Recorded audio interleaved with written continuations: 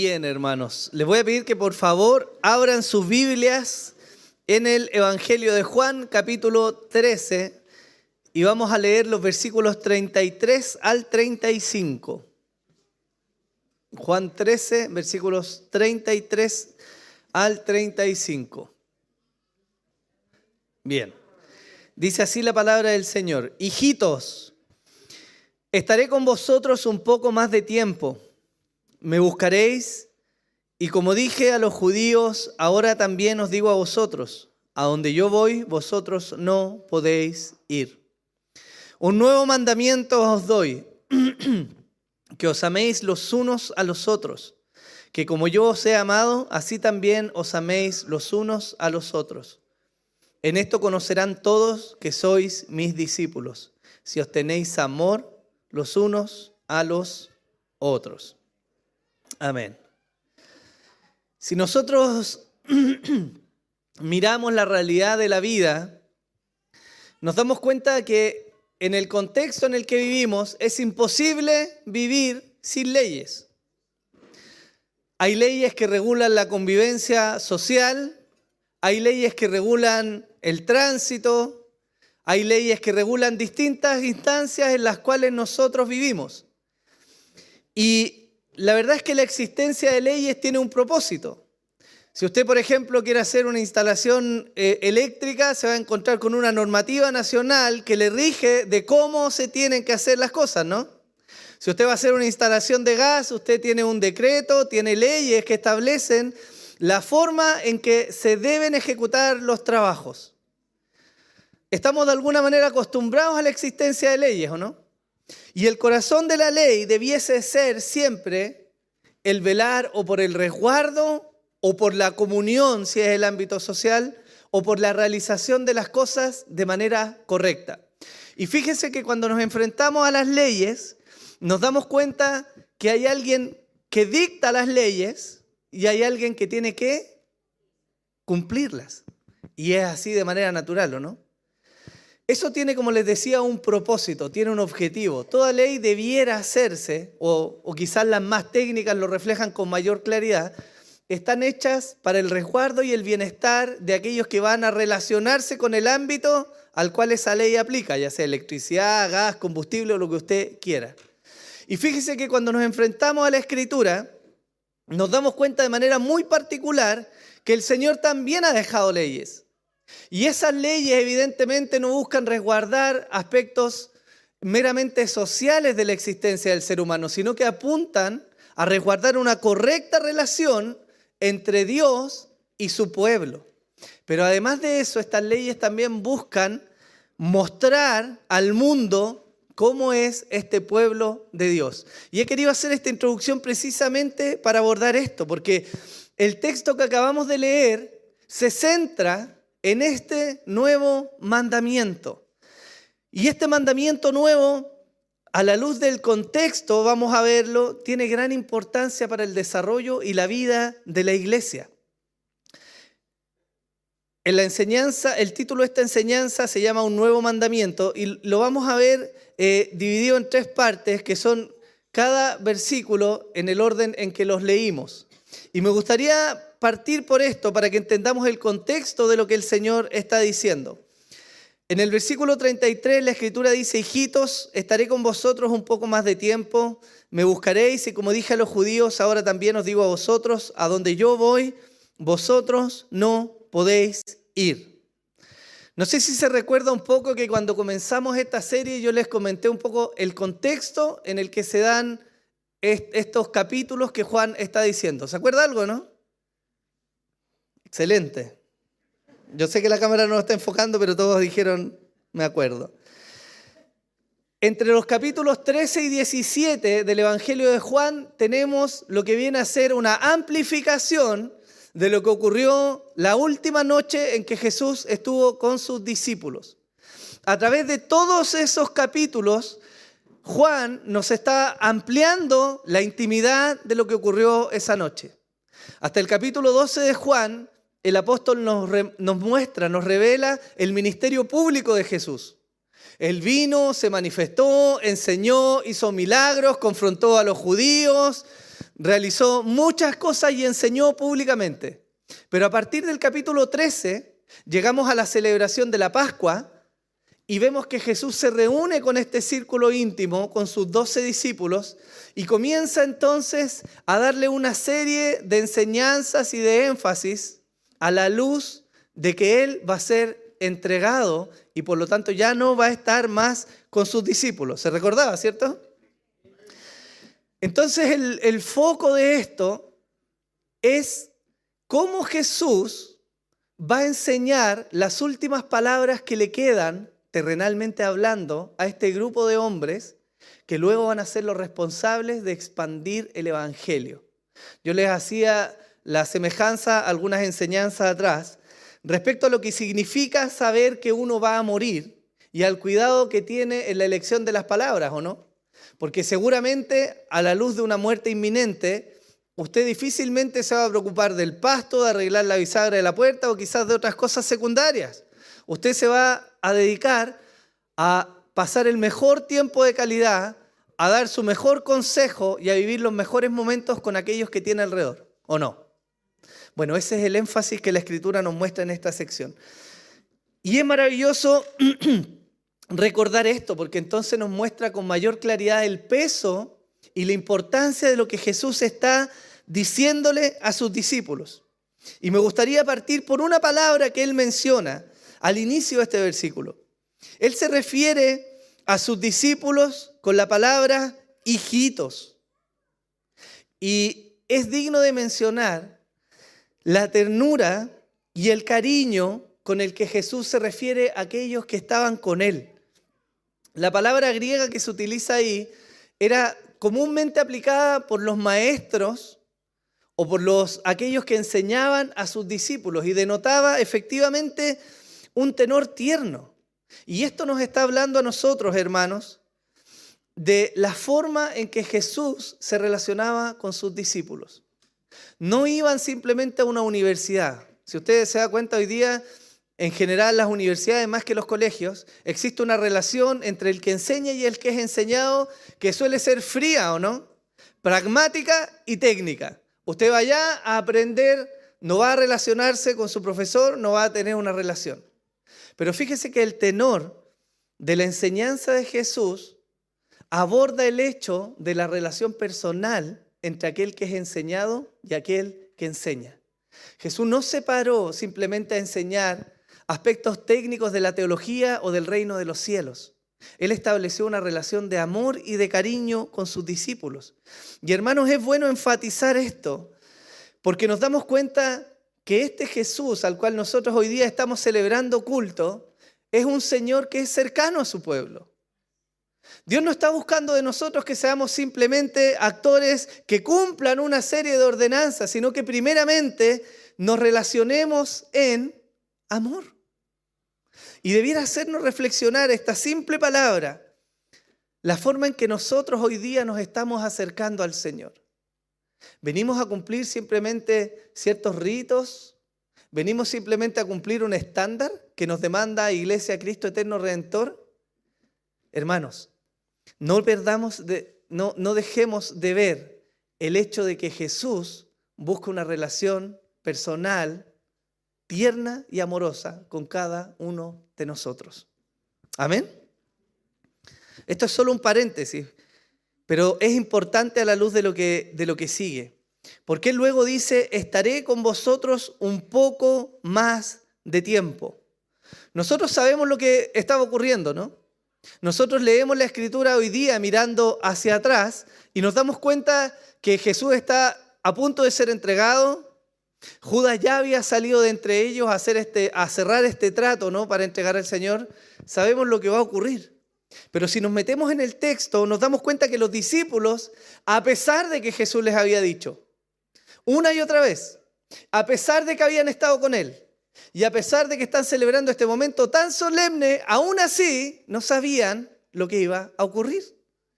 Y les quiero dejar evidencia de eso, porque Lucas nos relata en su evangelio cómo ellos hasta ese momento todavía no entendían lo que estaba pasando alrededor.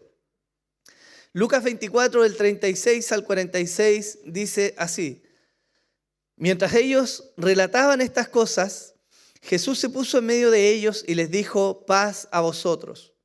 Pero ellos, aterrorizados y asustados, pensaron que veían un espíritu. Y él les dijo: ¿por qué estáis turbados? ¿Y por qué surgen dudas en vuestro corazón?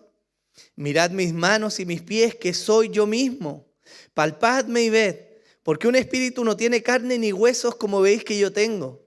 Y cuando dijo esto, les mostró las manos y los pies. Como ellos todavía no lo creían a causa de la alegría y que estaban asombrados, les dijo: ¿tenéis aquí algo de comer? Entonces ellos le presentaron parte de un pescado asado, y él lo tomó y comió delante de ellos. Y les dijo: esto es lo que yo os decía cuando todavía estaba con vosotros, que era necesario que se cumpliera todo lo que sobre mí está escrito en la ley de Moisés, en los profetas y en los salmos. Entonces, ¿qué dice la Escritura? Les abrió la mente para que comprendieran las Escrituras. Y les dijo: así está escrito, que el Cristo padeciera y resucitara de entre los muertos al tercer día. Es decir, lo que leemos nosotros en Juan, en ese momento de la historia, estando ellos con Jesús, habiéndoles mostrado poco antes, ¿cierto?, ese momento en que Él les dice: uno de ustedes me va a traicionar, y ellos le dicen: ¿quién, Señor? Y Él le dice: al que yo le doy de comer, y toma y se lo da a Judas, y todos quedan, ¿qué dijo? Todos quedan pensando, ¿cierto? Y nosotros lo vemos y decimos: oye, pero está claro lo que iba a pasar. Pero los discípulos aún no entendían lo que estaba ocurriendo. Y no lo entendieron aún cuando Jesús fue arrestado y entregado, e incluso cuando fue muerto. No lo entendieron, sino hasta que Jesús resucitó y entonces les abrió el entendimiento. ¿Lo tenemos, cierto? ¿Por qué yo quiero hacer este énfasis? Porque fíjense que nosotros muchas veces no somos tan diferentes al entendimiento de los discípulos. Hay una realidad, hermanos, ineludible para cada uno de nosotros. Y es que no controlamos el flujo de los acontecimientos. ¿O acaso lo controlamos?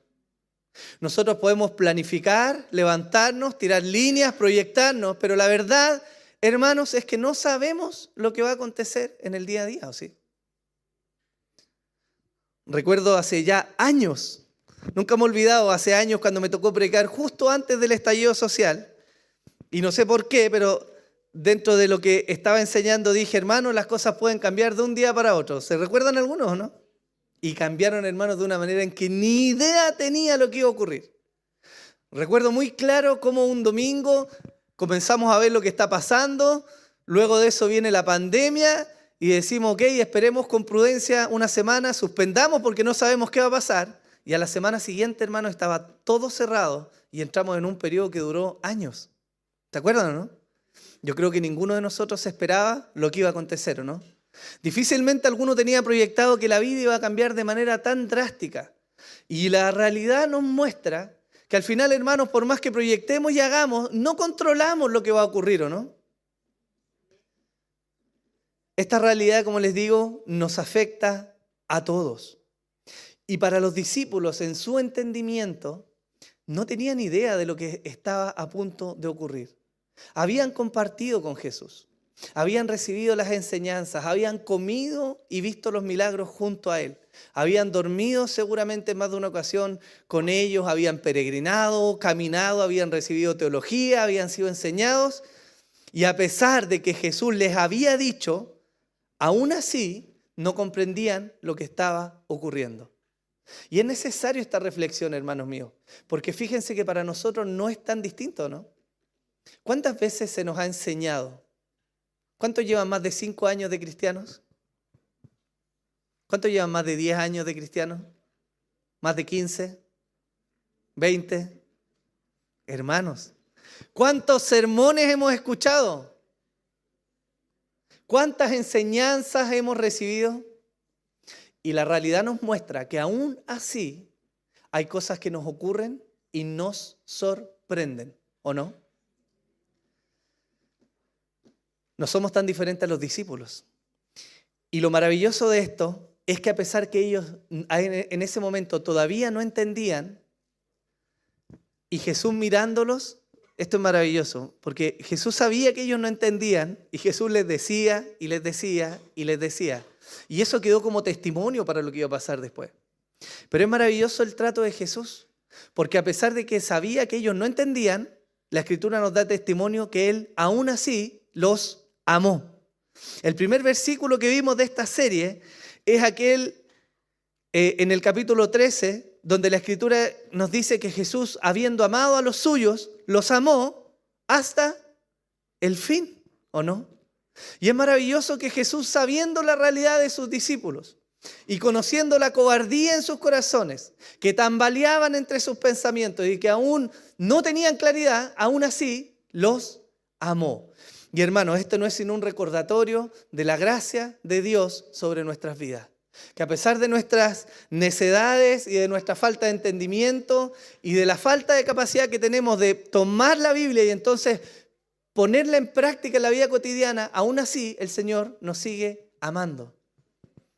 Es bonito eso, ¿no? Es maravilloso, hermanos. Nos muestra la gracia del Señor. Luego pasamos entonces al centro o al corazón de lo que Jesús está diciendo. Y me atrevería a decir que este versículo en particular no es solo el centro de esta parte de la enseñanza, sino que es el centro de toda la serie que nosotros estamos viendo. Porque el Señor les dice: un mandamiento nuevo os doy, que os améis los unos a los otros como yo os he amado, que así también os améis los unos a los otros. Y me gustaría que en esto tuviéramos un énfasis necesario de hacer. Lo primero es que llamemos a esto por lo que es. Jesús dice ¿un qué? Sí, una sugerencia les voy a dar. Un consejo les voy a dar. Él está diciendo un mandamiento. Según la RAE, la palabra mandamiento, que se deriva de mandar, significa precepto u orden de un superior a un inferior. Y fíjense que nos da conceptos muy interesantes a estudiar, porque nos dice primero que hay un precepto, es decir, hay algo que se va a mandar, hay una orden y nos establece también una jerarquía. Hay alguien que manda y hay alguien que debe obedecer. Y a pesar de que en este tiempo nos gusta, ¿cierto?, siempre mirar el escenario horizontal y decir que todos somos iguales y que la vida debiera ser entre pares, ¿cierto? Pero la verdad es que la práctica nos muestra que siempre hay alguien que va a ordenar y alguien que debe obedecer. Y en este sentido Jesús no está dando una sugerencia a sus discípulos. Él no les está diciendo: les voy a dar, queridos míos, un buen consejo para sus vidas. Él no está hablando sobre un proverbio o una forma de vivir mejor la vida. Él les está dando una orden. Ahora tenemos que ver quién es Él, que es capaz de ordenar. Porque a veces miramos a Jesús, ¿cierto?, bajo este prisma católico, en el cual consideramos que el flaco, el buena onda, el de arriba, ¿cierto?, el amigo. Y evidentemente Jesús puede ser un amigo, como lo menciona la Escritura. Él se refirió a sus discípulos como amigos, pero Él sigue siendo, sobre todas las cosas, Señor. Él es Señor.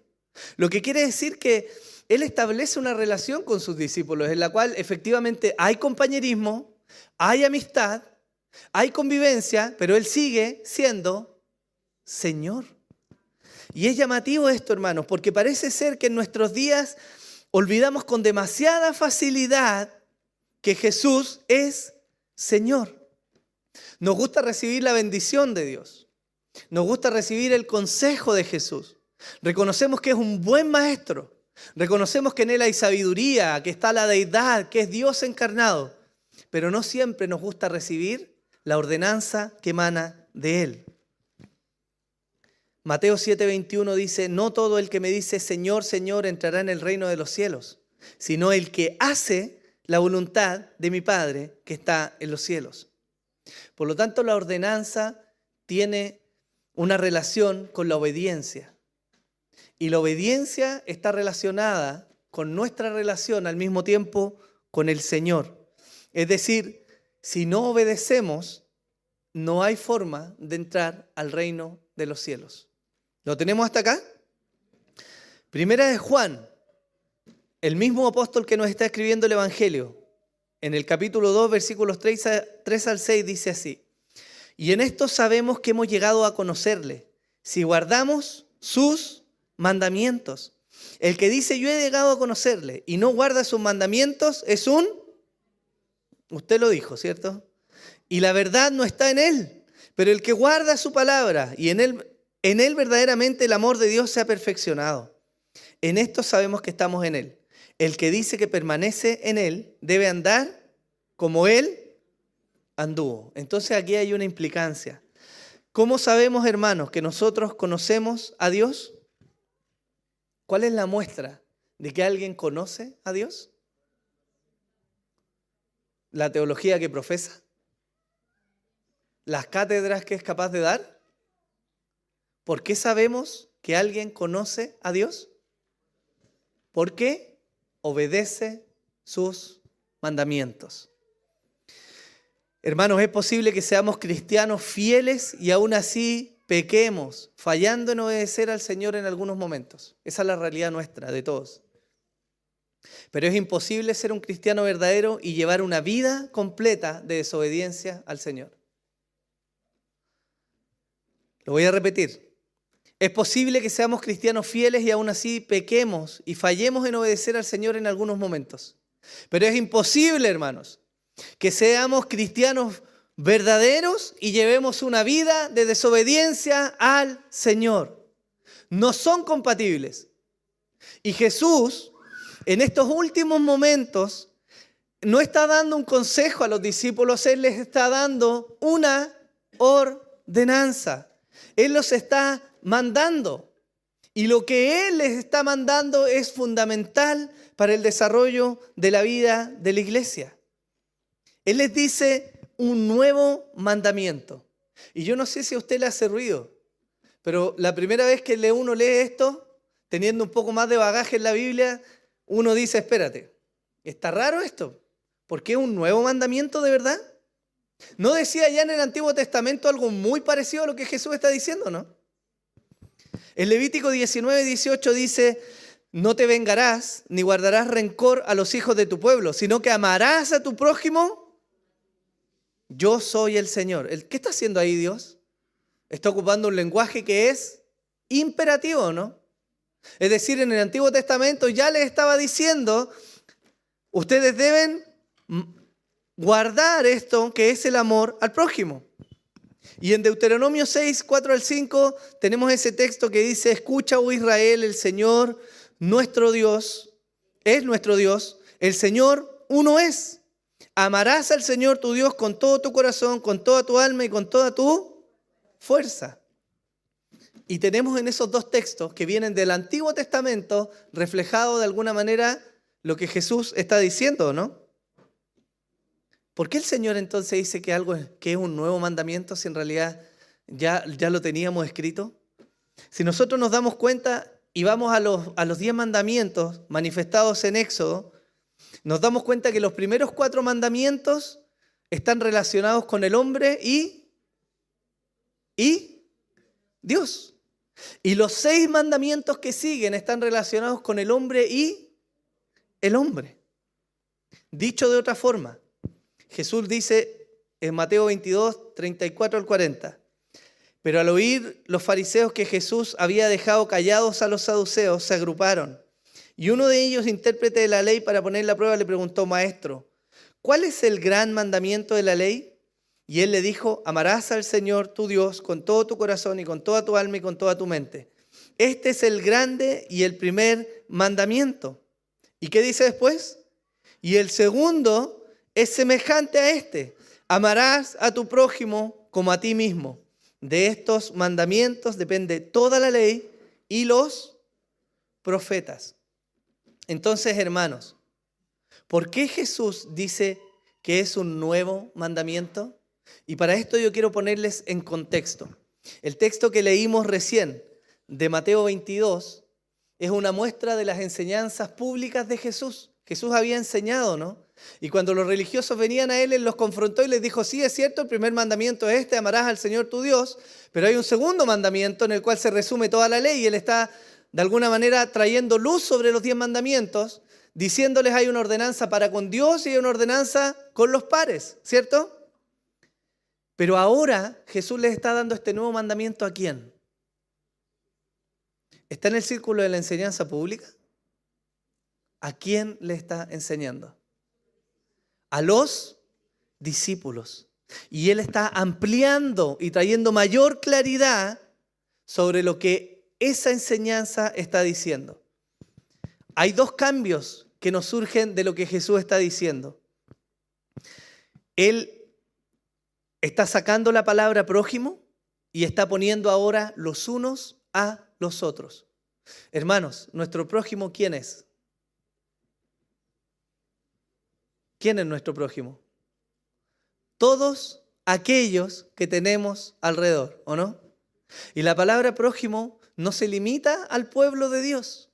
Aborda a todos los seres humanos que están alrededor nuestro. ¿Sí?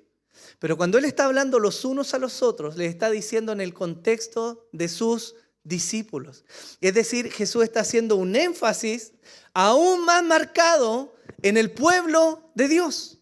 Porque efectivamente estamos llamados a amar y a ser buenos y tener buenas obras con todos los seres humanos. Pero de manera especial hay un énfasis en el amor entre el pueblo de Dios. ¿Lo estamos viendo? Los discípulos están para fundar, para formar, para establecer y fortalecer aquella iglesia de Dios. Sobre este grupo de hombres, aún con sus limitantes, se levantó la iglesia de Dios. Por lo tanto, era mayormente necesario que existiera este énfasis del amor los unos a los otros. Alguno podría decir, no, si yo me llevo bien con mi vecino, me llevo bien con mi vecina. No, si evidentemente yo amo a mis hijos, ¿o no? Que son mi círculo más cercano. Si tengo mucho amor, amo a mis suegros. Y amo a los vecinos y a los que tengo alrededor, hermanos. Pero el énfasis de Jesús a sus discípulos en este nuevo mandamiento es que se amen los unos a los otros en este contexto de iglesia local. Y eso presenta para nosotros un tremendo desafío, hermanos. Porque no basta para nosotros como discípulos el amar a ciertas personas, sino sobremanera el amar a la iglesia de Dios. Hermanos, para nosotros a veces es difícil amarnos los unos a los otros, ¿o no? Si decimos la verdad, no siempre somos fáciles de amar. Algunos somos difíciles de amar. Gracias por su honestidad. Algunos somos difíciles de amar. Pero fíjense que el Señor está fundando esta iglesia precisamente en algo que es clave, y es el amor los unos por los otros. Y Jesús eleva aún más ahora lo que Él está diciendo, porque nos pone el énfasis en este grupo local, pero también amplía, porque antes el mandamiento decía que amáramos al prójimo como uno mismo, ¿no? Y uno dice, bueno, uno puede tener harto amor por uno, pero la verdad es que a veces no tiene tanto amor por uno. Y antes de que abordemos este aspecto de tienes que amarte a ti para aprender a amar, que yo creo que es una mentira, el Señor nos deja el parámetro correcto. Porque Él nos dice ahora cómo debemos amar. Y sube la vara tremendamente. Porque Él les dice, como yo os he amado. Y en este momento, hermanos, es cuando empezamos a temblar. Algunos pueden amar a sus hermanos. Aman verlos lejos. Aman verlos en sus asuntos. Algunos quizás aman que les vaya bien. Y aman que tengan asuntos en sus vidas en los cuales ellos no se tengan que meter. Pero ¿estamos viendo lo que demanda el Señor en esto? Porque Él nos está diciendo, oye, Él está diciendo a sus discípulos, ámense los unos a los otros, pero no de cualquier manera. Ámense de la manera en que yo os he amado. Y eso, hermanos míos, me hace temblar. Porque si hay una característica del amor de Cristo, sobre todas las que tiene, sobre su paciencia, su bondad y todos los atributos de Dios, hay algo que es muy característico y que Él está a punto de mostrarles de la manera más vívida posible. Y es que el amor de Él es sobre todas las cosas sacrificial. Él está a punto de mostrarles tan grande amor que va a la cruz a morir por ellos. No solo los aguantó sus necedades e ignorancias, no solo aguantó a Pedro, ¿cierto? No solo aguantó a Juan y a su hermano diciendo, todavía no entienden, todavía te falta fe. No solo aguantó esos aspectos, sino que su amor fue más elevado y los amó al punto de morir en la cruz. Y ese estándar que nosotros a veces solemos ver y decir, bueno, ese es Jesús, Él ama de manera sacrificial, ese es el estándar que Él demanda de la iglesia de Dios. Hermanos, un amor sacrificial. Ese grupo de cobardes que no lo entendía ahí, lo entendió luego. Y la historia nos da tremenda evidencia de lo que ellos llegaron a hacer. La tradición nos muestra que Pedro murió crucificado al revés, diciendo él en su lecho de muerte que no era digno de ser crucificado como su Señor. Andrés fue crucificado y azotado y agonizó por 2 días, dice la tradición, en los cuales predicó hasta su muerte. Juan murió de anciano, de viejo, y murió de viejo porque Dios lo guardó cuando lo intentaron quemar vivo. Santiago o Jacobo fue asesinado con una espada. Bartolomé, que es Natanael, se dice la tradición que fue desollado vivo.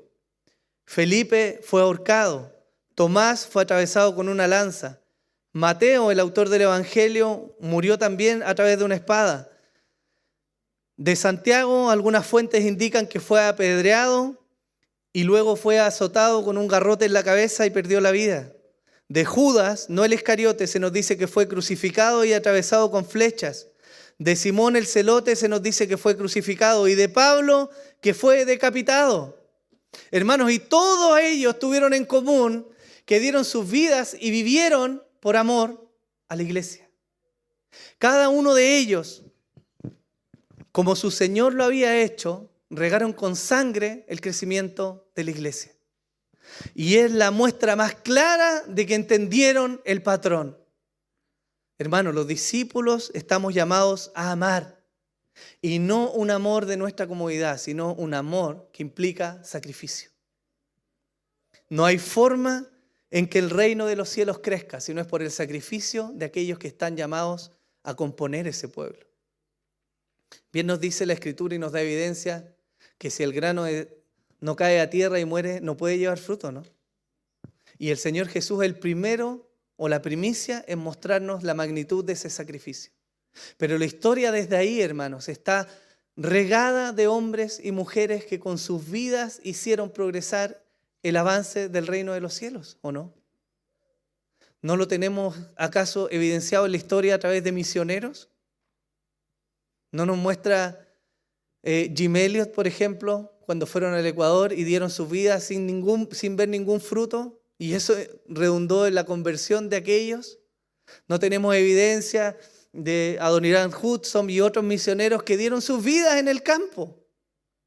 ¿Y no estamos nosotros mismos hoy día sustentados en el sacrificio de hombres y mujeres de Dios que creyeron al Señor y amaron a tal punto a la iglesia que se sacrificaron por ellos?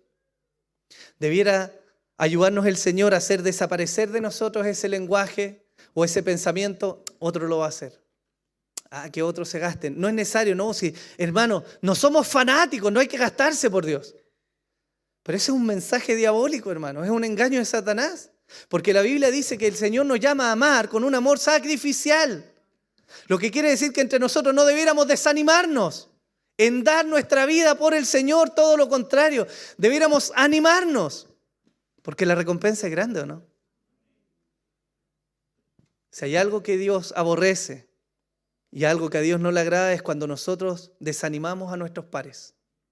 Y parece ser que el mundo ha entrado mucho hoy día en la iglesia cristiana, llevándonos a decir que es mejor vivir una vida como todo el mundo la está viviendo, que hay que alejarse de los sacrificios, que hay que tener su espacio personal. Sin duda, hermanos, cada uno tiene su vida y su casa, pero hermanos, no estamos llamados a desanimarnos con eso. Acuérdense lo que hizo el Señor con este grupo de espías que fue a ver la tierra prometida. ¿Se acuerdan o no?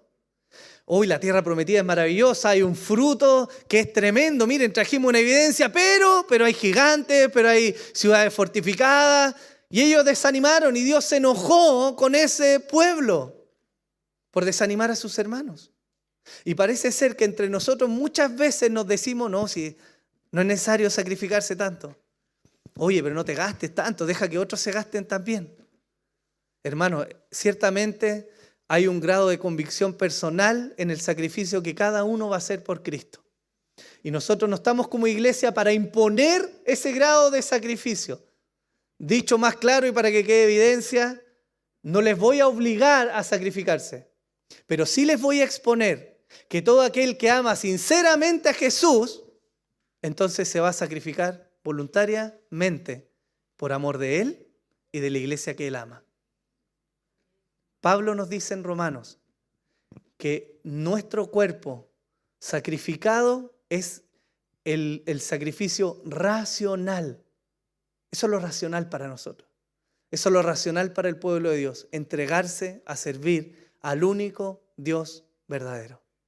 Si nosotros estimamos nuestra vida como muy valiosa, entonces nuestros hechos van a evidenciar que el Señor no es quizás realmente nuestro Señor.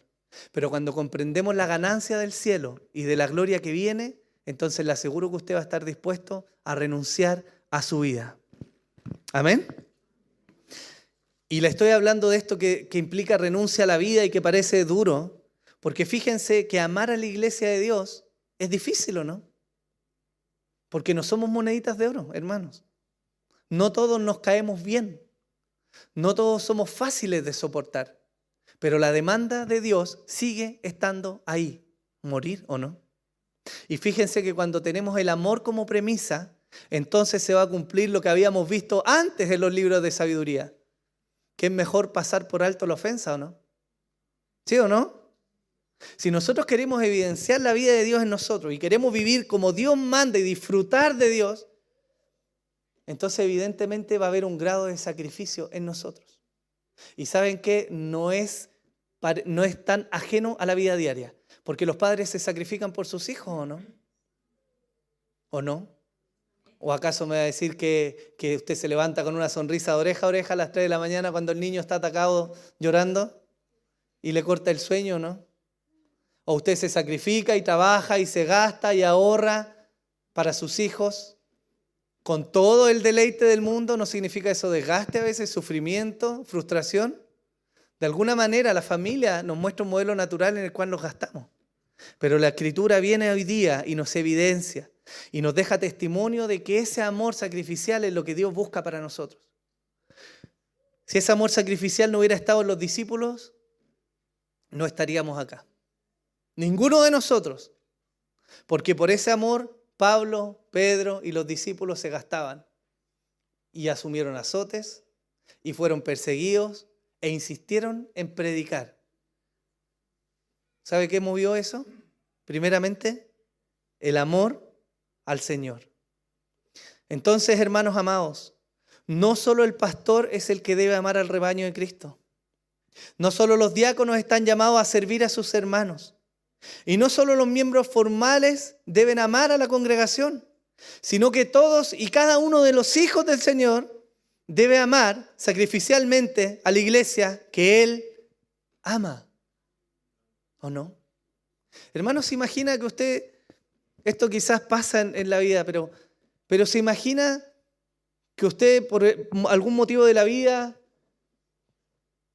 vio truncado su matrimonio y se une con otra persona que tiene hijos. Y usted viene y le dice, yo te voy a amar a ti, pero no voy a amar a tus hijos. ¿Qué le diría eso respecto al amor de esa persona?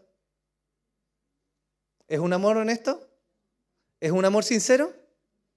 Porque cuando yo amo, entonces aprendo a amar lo que esa persona ama, ¿o no? Que es la base del amor.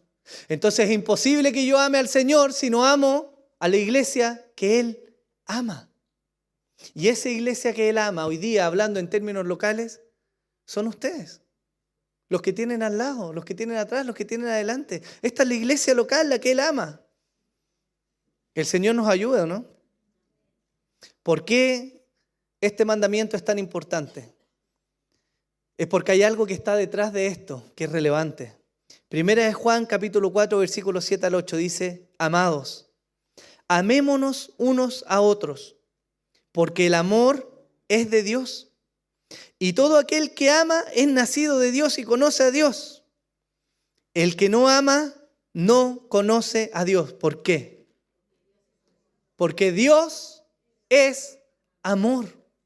Entonces, dentro de toda la teología que Jesús les enseñó a sus discípulos, dentro de todo lo que les podía mostrar respecto a la vida cristiana, más allá de escatología, de teología bíblica o de lo que nosotros queramos hablar, en sus últimas palabras, la última noche, Él les está dando el énfasis más importante, que es: ámense unos a otros. ¿Por qué? Hermanos, porque Dios es amor. Podemos tener nuestras cabezas llenas de teología. Podemos ser buenos para hacer obra social. Pero la realidad de nuestro conocimiento de Dios se manifiesta en el amor a nuestros hermanos. Y de manera mucho más precisa en el amor a esta, su iglesia local. Hermanos, ¿lo vemos o no? ¿Cuál es la marca de un discípulo entonces? En esto conocerán todos que sois mis discípulos, si os tenéis amor los unos a los otros. El discípulo entonces, hermanos, no es el que haga un curso, no es el que aprenda conceptos teológicos, no es el que sea fiel simplemente en venir a la iglesia o el que sea riguroso con entregar dinero a la iglesia. El discípulo es aquel que lleva la marca de Cristo. Y esa marca de Cristo es el amor por la iglesia que Él murió. Amén. Entonces el discípulo se caracteriza por desear estar con Jesús, por seguir a Jesús, por obedecer a Jesús, pero por sobre todo, el discípulo se caracteriza por ser semejante a Él. Quiero desmitificar algo que a veces nosotros tenemos, hermanos, digo nosotros como cristianos en general, no nosotros personalmente. Pero muchas veces somos engañados y creemos que tener una relación personal con el Señor alejados de la iglesia es suficiente. Y eso es un engaño, hermano. Porque no puedes vivir el cristianismo realmente como la Biblia lo dice, estando alejado de tu iglesia local. Es imposible. Nosotros hacemos esa separación y decimos: no, si yo tengo mi relación personal, yo oro, yo leo la Biblia, yo soy devoto, yo gasto tiempo con el Señor, pero la iglesia no, ahí estoy como lejos, algún día me voy a unir, hay cosas que no me parecen. Pero hermanos, eso es una dicotomía, no puede ser. Porque el Señor liga el amor a Él en el amor a los prójimos. Si tú conoces a Dios, dice Juan, entonces por consecuencia amas a tu prójimo, ¿no? Y yo no puedo teleamar. Yo no puedo amar a alguien de lejos y decir: no, si lo amo, nunca lo veo, nunca quiero estar con él, nunca me interesa su vida, pero lo amo. Eso no existe, hermanos. La manifestación más palpable en la tierra del amor de Dios es que vivimos en comunidad, es que somos parte de una comunidad, es que nos involucramos en esta comunidad y gastamos nuestra vida, nuestro tiempo y nuestros recursos en amar a otros. No porque sea fácil, sino porque es aquello que el Señor ha mandatado. Y el cristiano encuentra deleite en hacer la voluntad de Dios. Si usted se pregunta de dónde viene el motor, no, hermanos, no viene de la satisfacción de que el otro reciba bien su amor. Viene de saber que está obedeciendo lo que Dios le ha mandatado. El Espíritu Santo es tan bueno, hermanos, que trae gozo y deleite a nuestras vidas cuando hacemos la voluntad de Dios. Tener la conciencia de irme a mi cama en paz con Dios, primero por los méritos de Cristo, pero segundo porque me estoy esforzando en agradar a mi Señor, hermano, eso no tiene comparación. Ni las deudas, ni las dificultades, ni las enfermedades, ni las crisis, ni la guerra, ni nada puede quitarle la paz a un hombre o una mujer que está haciendo la voluntad de Dios. Ahí se cumple la palabra que Él dijo: yo estaré con vosotros todos los días hasta el fin del mundo, ¿o no? Pero fíjense cómo los engaños de este mundo y la tergiversación de la palabra nos privan o nos restan de experimentar a Dios a través de la iglesia local. Hermanos, ¿no pasa a través de la iglesia local a veces que escuchamos el testimonio de alguien y somos animados? ¿O no? ¿O no ocurre en el contexto de iglesia local que a veces vemos el sufrimiento de una familia y nos damos cuenta que estoy reclamando por puras tonteras? ¿Le ha pasado? A mí me ha pasado muchas veces. Mi señora puede evidenciar que el Señor me está ayudando a no quejarme. Pero a veces uno se queja por tonteras, hermano, y hay otros que de verdad lo están pasando mal, ¿o no? Y eso no lo vemos si no estamos en la vida comunitaria. Es cierto que Dios nos consuela, nos anima y nos fortalece en la comunión personal. Pero no es menos cierto que Dios también nos consuela, nos anima, nos fortalece, nos provee, nos exhorta a través de la vida comunitaria, ¿no? Y eso es una realidad que nosotros no podemos perder de vista. ¿Por qué? Porque somos una iglesia, ¿no? Y si queremos tener un motor y algo que distinga a esta iglesia local como una iglesia verdadera, no va a ser otra cosa, hermanos, sino el amor sincero, honesto y manchado por pecado que todos y cada uno de nosotros tenemos, porque no somos perfectos. Por lo tanto, el amor es fundamental para la vida de la iglesia. ¿Amén? Un discípulo que es semejante a su Señor manifiesta su rasgo más distintivo, el amor. ¿Cómo entonces este pobre grupo de hombres pudo continuar la misión a la altura de Jesús? Porque ellos no tenían el poder de Cristo, ni la sabiduría de Jesús. No tenían su templanza, mucho menos omnisciencia o omnipotencia. Pero sí tenían amor los unos por los otros. El libro de Hechos nos relata en los primeros capítulos cuando esta iglesia nació. Pedro pasó de ser un cobarde a ser un hombre valiente y él predicó a miles. Y hubo conversiones y la iglesia se añadía. Y dice la Escritura en Hechos que tenían todas las cosas en común y que al ver la necesidad que había, muchos venían y lejos de un énfasis religioso o una paranoia colectiva como algunos pueden pensar, fue una manifestación de amor que la gente vendía sus cosas y vendía sus propiedades y se juntaban para sustentarse unos a otros. ¿Saben por qué o no? Porque amaban, porque habían conocido el Evangelio. Y no había sino otra respuesta natural, que era el amor, que lo llevaba a gastarse a ellos y lo suyo por amor de aquellos a quienes Cristo amaba. ¿Y sabe cuál fue el resultado de eso, no? Que los inconversos veían y decían: ahí vive Dios. ¿Por qué a Jesús le importa, o por qué a Dios le importa que seamos semejantes a Cristo? Más allá de que seamos embajadores en la tierra, es porque es una forma de testimoniar quién es Dios. ¿Amén? Terminamos con esto. No podemos tener un amor sincero sin una relación honesta con Cristo. Primera de Juan 4:8 dice: el que no ama no conoce a Dios. ¿Por qué? Porque Dios es amor. Entonces, hermanos, si queremos ser perfeccionados en el amor, lo primero que debemos hacer es mirar a Cristo y relacionarnos honesta y profundamente con Él. Porque no hay amor que emane de nuestra naturaleza corrupta, sino más bien el amor que emana de la comunión con nuestro Dios. ¿Amén?